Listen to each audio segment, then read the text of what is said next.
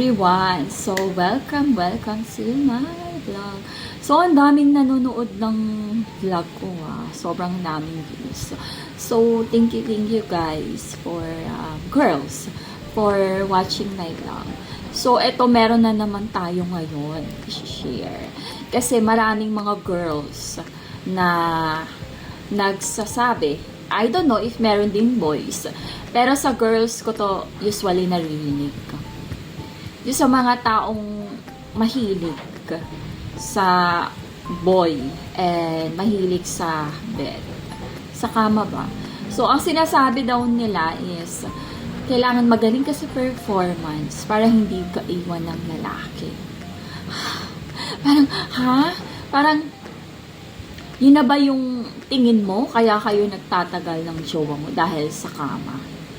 Sigurado ka ba? Sure ka ba na ikaw lang yung ginaganon niya? Sure ka ba na loyal yan sa'yo? How did you know? Paano ka nakakasigurado? Kasi, baka naman nagginagamit ka lang na talaga na para usan. Alam mo yon. Kasi hindi yan yung hindi yan yung basehan kung bakit tumatagal ang relationship. Tumatagal yung relationship dahil inaalagaan ka niya, nare-respeto ka niya as a woman, hindi laruan, toy ng lalaki. Kasi usually, maraming mga lalaki ang tingin lang sa mga girls is toy, laruan. Okay? So, the less you do, kung konti lang yung effort mo sa lalaki talaga, as gusto ka lang niyang mapasaya in a way na ipag-shopping ka niya, lahat ibibigay sa'yo, aalagaan ka niya, diyan mo talaga masasabi na diyan nagtatagal ang relationship. Hindi lang dahil sa kama. Girl, hindi ka prostitute. Kasi yung mga ganyan magaling sa kama is trabaho yan ng mga prostitute. Yung pangkama. Diba? So, hindi yun girl. Possible talaga na sobrang natitake advantage ka na niya. Kaya mo nasasabi yan.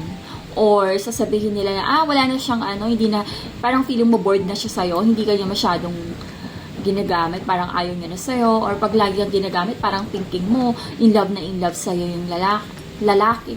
Girl, hindi. Okay? L lang siya sa'yo. Lost lang, libog lang ang nararamdaman niya sa'yo. So, wag mong isipin na kaya kayo nagtatagal lang dahil doon. No.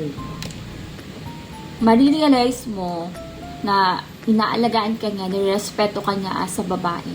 Kapag siya lahat nagbabayad ng mga bills mo, renta mo, or anything, hindi ka niya hahayaan na mag-suffer in life. Aalagaan ka niya.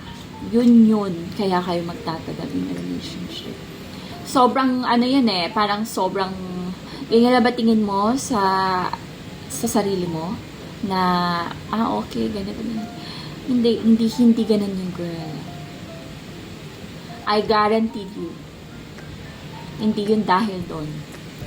Dahil natitig advantage ka niya, and then, nagagamit ka niya, alam mo yun, for what? For free. Lalo na kung hindi naman siya nagbabayad sa'yo, or alam mo yun, mas inaalagaan mo siya kesa, alam mo yun, kesa sa sarili mo. So, ayun. So, wag masyadong ganun, girl. The less you do, mas lalo silang nag-e-effort para sa'yo. Especially pagdating sa kama. Okay. And, ayun, just enjoy life. I mean, kung dahil gusto mo makipag-ganon-ganon sa kanya, do it your own. Okay? Hindi ka talo dito kapag ganon. And, ayun na nga, just kailangan dapat happy in life, diba? I mean, dapat marami ka mga hobbies, hindi lang yun. Wala ka na bang ginagawa, girl? Bored ka na in life? Punta ka ng spa, punta ka ng mall kung feeling mo bored ka na, or ano bang needs mo sa life? What makes you happy? Huwag ka masyadong magdepende sa lalaki kasi you will not know. Okay? So, just make sure na please respect yourself. Okay? Hindi yon sobrang maling-mali yun, girl. Huwag mong titingnan. Kung mahal ka ng lalaki, aalagaan ka niya in a way na hindi ka magsasuffer in life. Okay? Ma-enjoy mo yung life. Yun yun. Hindi dahil yummy ka, masarap ka. Gusto mo yung ganun. Diba? So, talo ka dito, girl. Okay.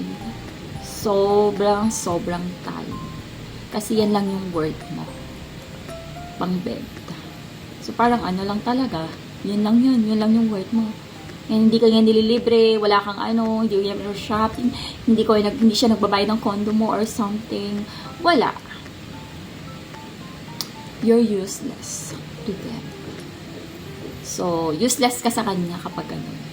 So, i-make sure mo na bago ka pa makapag ganun, dapat lahat na siya na yung nagbabayad. Wala ka nang ginagawa, so just enjoying the life. That's it.